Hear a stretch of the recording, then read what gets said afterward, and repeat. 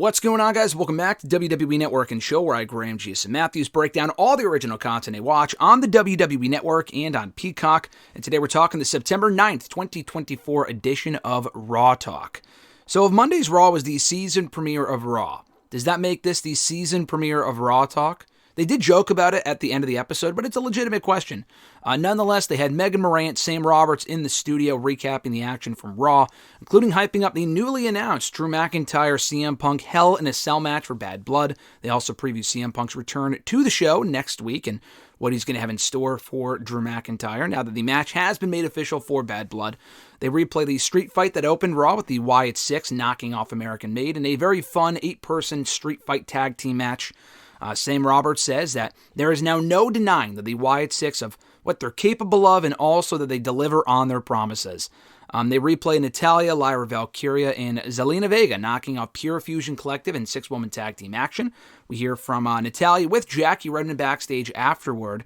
Natalya recalls Canadian Stampede and being in the building for that back in 1997. The exact same year where the first ever Bad Blood pay-per-view was actually held.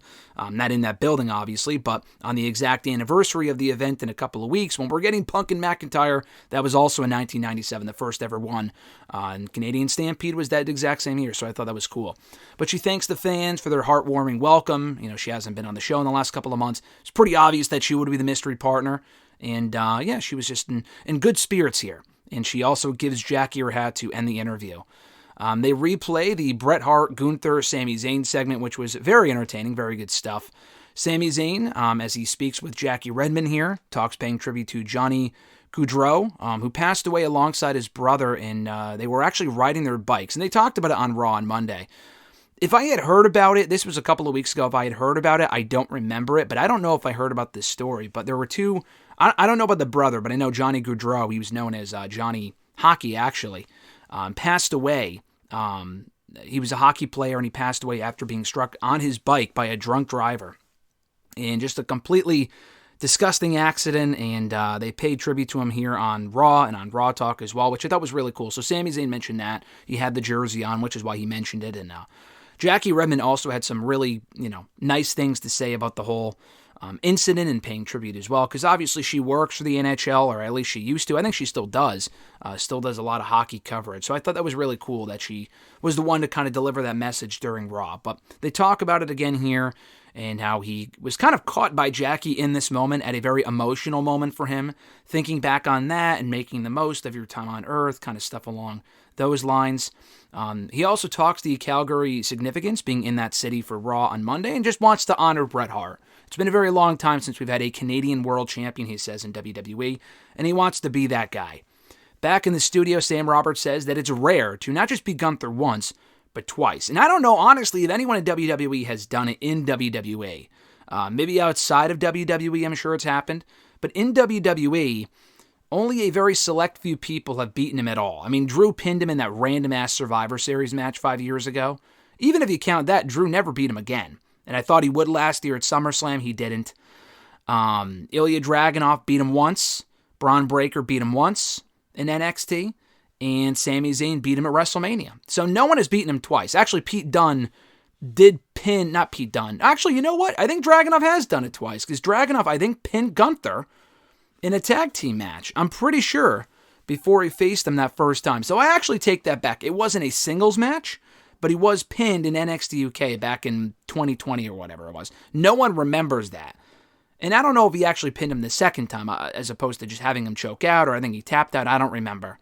I think Dragunov has actually technically beaten him twice. But regardless, they talk about that. They also replay Bianca Belair and Jade Cargill knocking off the Unholy Union again to retain their WWE Women's Tag Team titles on Monday night. Sam Roberts says the champs left no doubt that they are the superior team over Alba Fire and Isla Dawn, and that Damage Control might be lurking and looking for a tag team title shot next after their interaction on Monday night backstage. They recap Jey Uso saving Damian Priest and Rhea Ripley from the Judgment Day earlier on in the show. They replay Dominic Mysterio beating Dragon Lee. They replay Finn Balor losing to Rey Mysterio. Dominic Mysterio beat Dragon Lee. Rey Mysterio lost to Finn Balor, or rather beat him by DQ, after Balor intentionally getting himself disqualified, not letting go of the 5 count while Rey was in the ropes. So Balor looking strong going into the match with Damian Priest at Bad Blood. Sam Roberts says that Balor is merely picking his spots. That was the message that he sent in that attack on Monday night. We also hear from the New Day backstage before they face the aforementioned team of Finn Balor, or the Judgment Day, Finn Balor and JD McDonough for the World Tag Team titles next week on Raw. Kofi says that they do indeed have a shot. It would be ridiculous to think that they don't. They want to bring those titles into their 10-year anniversary in November. And it's wild to think the New Day has been around for a decade. That is fucking crazy. But they said that the Judgment Day have been distracted lately with Rhea and with Jay and with Damian, and maybe they can relieve some of the weight around their waists by beating them for those World Tag Team titles next week on Raw. And they also joke as they close out the interview that there's only one day, and it's the New Day. Not the Judgment Day, it's the New Day. So in the studio, they preview Judgment Day and New Day for the World Tag Team titles next week on Raw. They replay the main event, Jey Uso becoming the Intercontinental Championship #1 contender to Braun Breaker. Sam Roberts said here, he's like, we'll see next week. I'm thinking, are they doing the match next week? I thought they might be saving it for Bad Blood.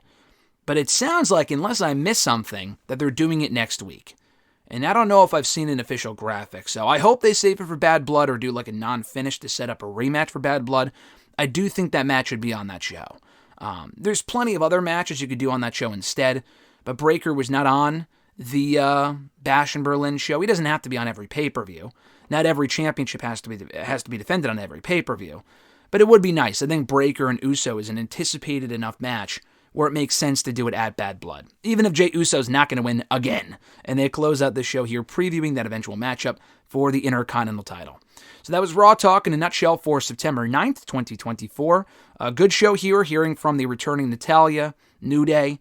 Sami Zayn, I had to go back and look. I don't think he's been on Raw Talk in a very long time. I'm sure he has been before, but it's been a while. So I thought it was cool that we got to hear from Sami, the likely next #1 contender for that World Heavyweight Championship. So I thought that was cool.